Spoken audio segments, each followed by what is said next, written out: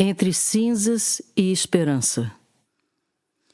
Se alguém olhasse apenas para a certidão de nascimento de Maria das Graças naquela época, diria que ela era apenas uma menina entrando na adolescência.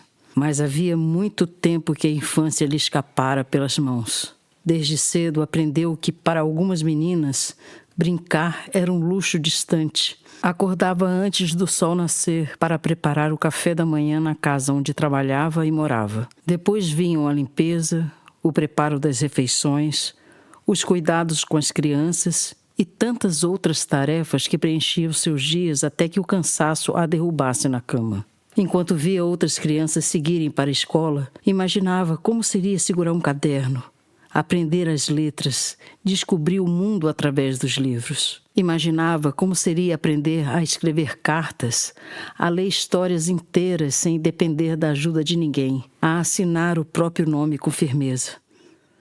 Mas logo alguém chamava: Maria das Graças!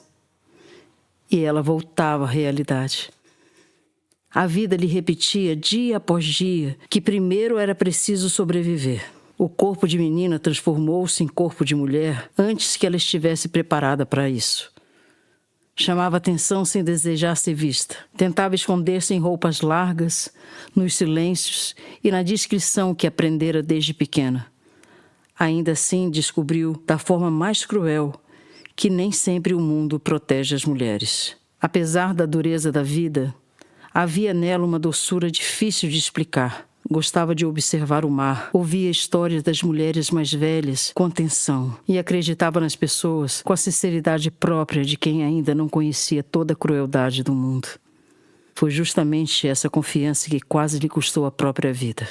Já entrando na adolescência, acreditava que as mulheres cuidavam uma das outras. Imaginava que existia entre elas uma espécie de pacto silencioso de proteção. Por isso, não desconfiou quando uma mulher mais velha que frequentava os mesmos lugares que ela ofereceu companhia numa saída até a praia. Maria das Graças amava o mar. Gostava da sensação da areia afundando sob os pés descalços, da espuma das ondas tocando os tornozelos, do vento bagunçando os cabelos. O mar lhe dava uma estranha sensação de liberdade. Naquela noite, porém, o barulho das ondas se misturou ao som do medo. A mulher em quem confiara não era abrigo, era armadilha. Tudo aconteceu rápido demais.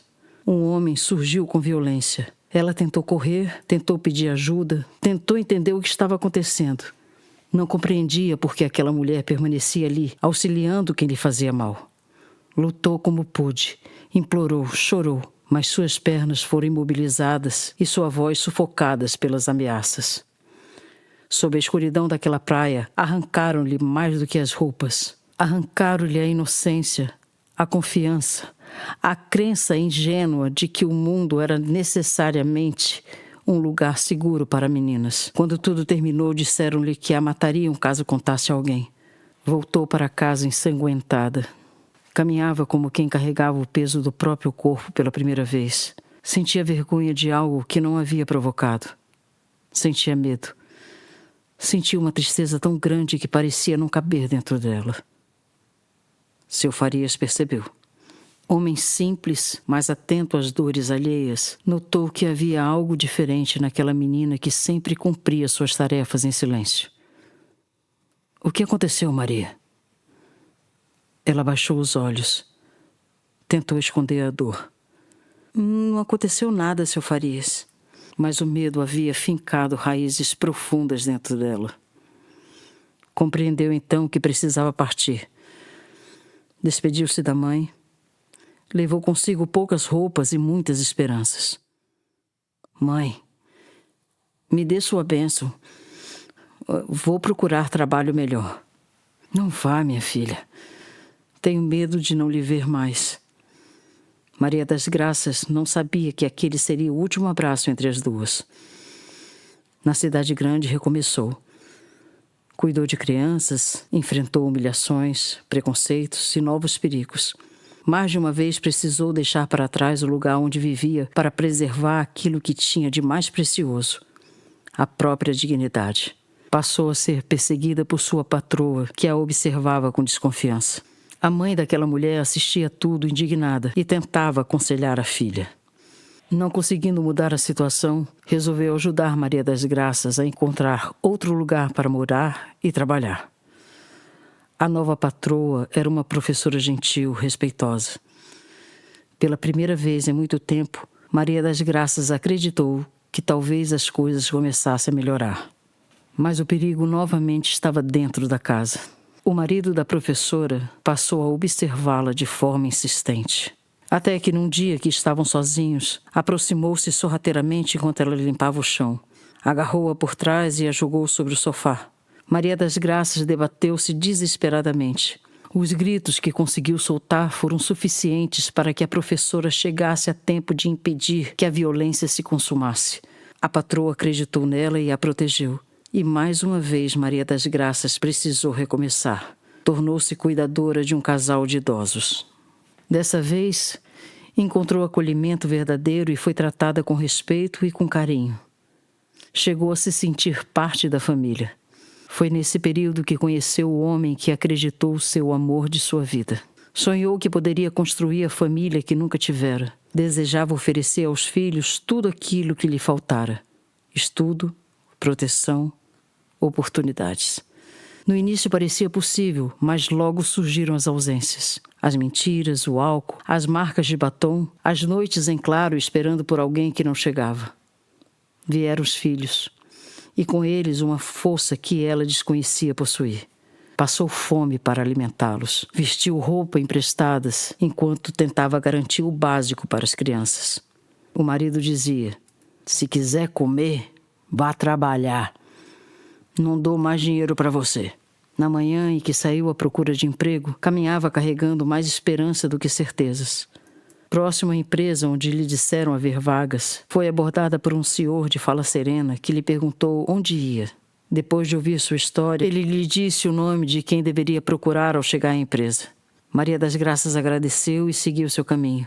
Qual não foi sua surpresa ao mencionar aquele nome na recepção e saber que ele havia falecido anos antes e que a empresa era administrada atualmente por seu filho. Ainda assim foi recebida, entrevistada e contratada no mesmo dia.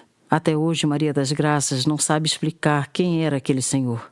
Para ela, porém, foi como se Deus, a pedido de sua mãe já falecida, cansado de vê-la caminhar sozinha, tivesse enviado alguém para lhe mostrar a direção quando ela mais precisava.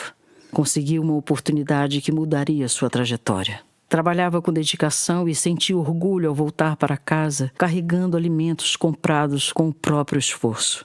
Mas o marido tornou-se ainda mais agressivo. As agressões físicas se repetiam e os filhos, apesar de pequenos, aprendiam cedo demais sobre o medo. Até que chegou o dia em que Maria das Graças compreendeu que permanecer também podia ser uma forma de morrer.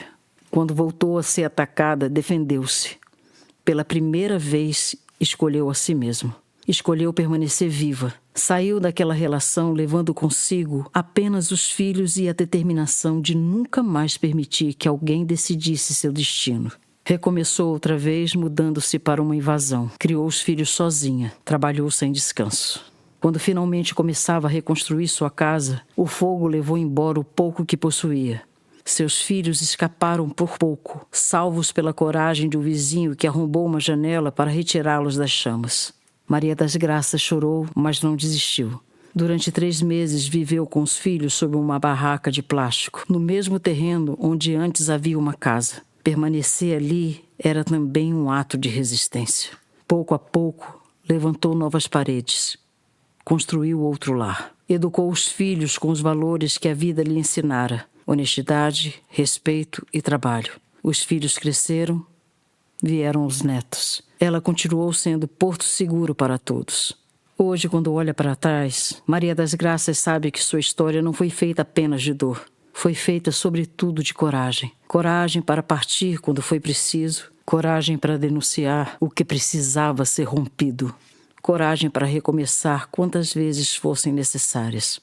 Há mulheres que deixam heranças em joias ou propriedades, mas Maria das Graças deixa algo muito mais valioso. Deixa o exemplo. Mostrou aos filhos, aos netos e a tantas outras mulheres que a vida pode ferir profundamente, mas que nenhuma ferida é maior do que a capacidade humana de se reinventar. Porque resistir é uma forma de amor. Cada casa que reconstruiu, cada filho que alimentou, cada neto que acolheu, foi sua maneira silenciosa de dizer ao mundo: eu sobrevivi.